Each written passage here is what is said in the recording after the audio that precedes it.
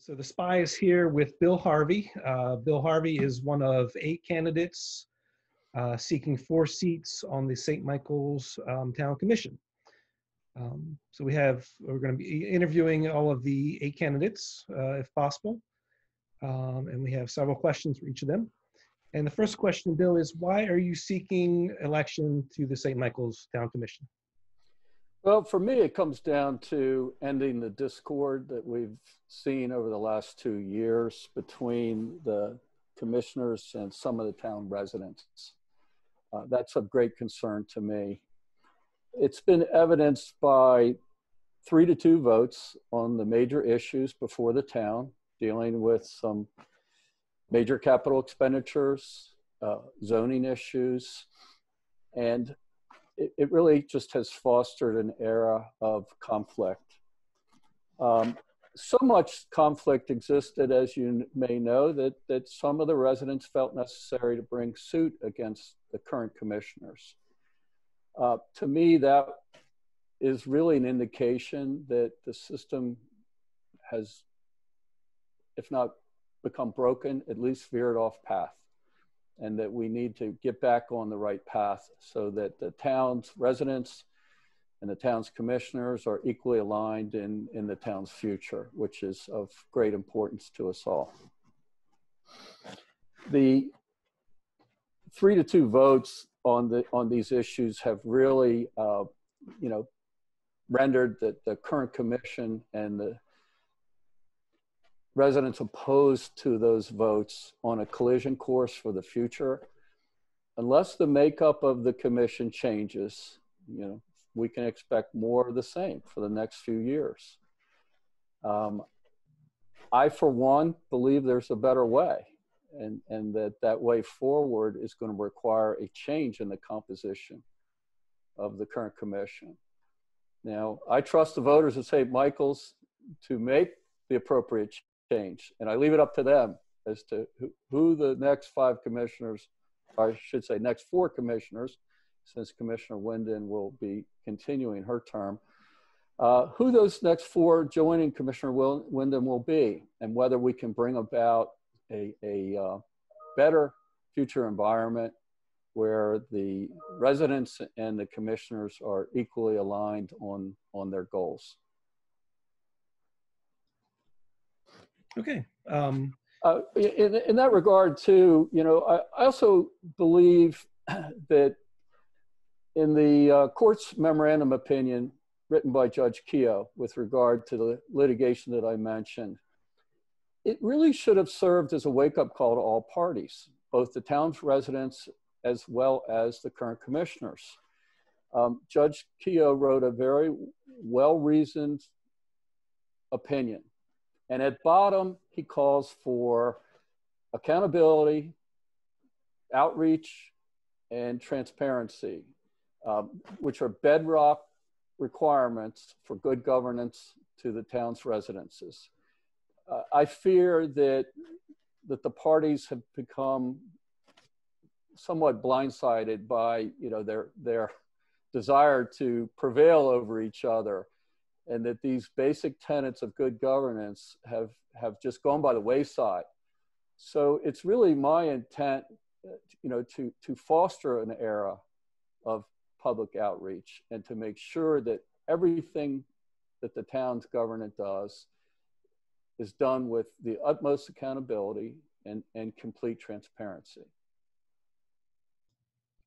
Very good. What makes you feel like you are one of the best candidates for the position?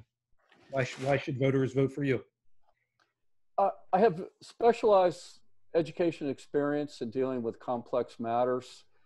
Professionally, for the past 44 years, I have been primarily concentrating my activities on real estate matters. These real estate matters tend to be very complex, very capital intensive, and can lead to real disparate opinions by those involved on one side or the other of a transaction. And it's really that skill set that makes me uniquely qualified. The current commissioners, I like them all. I think I have a lot of respect for them, and they all have unique skill sets of their own. But really, none of them have what I have, and that is the ability to provide a combination of services such as appraisal, brokerage, and consulting services, which this town desperately needs in light of what will be its biggest capital improvement project for years to come, that being how the town offices are either renovated or replaced with new construction. And that really is at the foremost of why I want to participate on the next commission. I believe I can deliver on what has already gotten off to a good start. But, you know, as Yogi Berra said, he was better known for his witticisms than his athletic prowess. And, you know, when you come to the fork in the road, take it. We're already on that fork, and that fork was dictated by COVID-19. So we're on a new path. And along the way, we need to revisit everything that has been decided and planned for the last 2 years in light of a very changed environment. And in that regard, professionally, I think I'm very well equipped to aid my fellow commissioners in finding the right path forward that brings about the best result for the town's residents. Thank you. You've addressed this a little bit, but in your opinion, what are the major issues facing St. Michael's, and how would you address those issues? Well, first and foremost, the 800-pound gorilla is we need to recover from the COVID-19 pandemic, and we need to restore the town's vitality. That is going to be done through the budgetary process and by supporting our public police officers in making sure that our visitors practice safe social distancing, wearing masks in public and indoors, and that the residents of the town feel comfortable with continued tourism, which really drives our business economy. So with regard to the budget, you know, the commissioners and the town manager, they got off to a good start. They recognized that we were going to have reduced revenue, which led them to reduce some of the expenses. I do believe, again, that the fundamental disagreement between the current commission and some of the town's residents with regard to the new town hall has somewhat colored their judgment. The tax rate was kept high. We have some capital expenditures in addition to town hall that are still in the budget. And you know, no one, including me, can accurately predict the future. We're all in this together, and we're in it in real time. So that all parties stay fully informed, I think the town should be publishing trial balances of key metrics, such as the accommodations tax, the amusement tax, and the real property tax collections. These are the drivers that are going to require mid-course corrections throughout our recovery period. And that recovery period, while debatable, is likely to last for the rest of the year. Businesses, fortunately, were able to reopen in some forms recently, but they're operating at greatly reduced operating capacities. I'm the owner of a small business. I value businesses all the time. They're not profitable at 50% occupancy with regard to restaurant operations. So the cuts that have been made to the budget heretofore may prove to be inadequate. I don't offer that as a criticism to the current commission, just an observation, so that we can stay nimble and adjust quickly to budgetary constraints going forward. I would propose that we would publish these key metrics on the town's website. That way everybody can see, as we accumulate real data month by month, year over year, what was the accommodations tax in June of 2019? How does it compare to June of 2020? As we go month by month, we'll get a much better understanding of where we're going to end up in this next fiscal year. And that will really help all parties for what will likely be hard decisions going forward. And one of those hard decisions is joined at the hip it's the new town office. The COVID-19 pandemic and the responses to it have demonstrated that how we live and work in the past, how we lived and worked in the past is going to be different, certainly over the near term, of how we live and work going forward. The town staff has done a really good job in adjusting and accommodating to telecommuting and to holding virtual meetings. That indicates that maybe we don't need the same amount of office space that was envisioned last year for future town functions.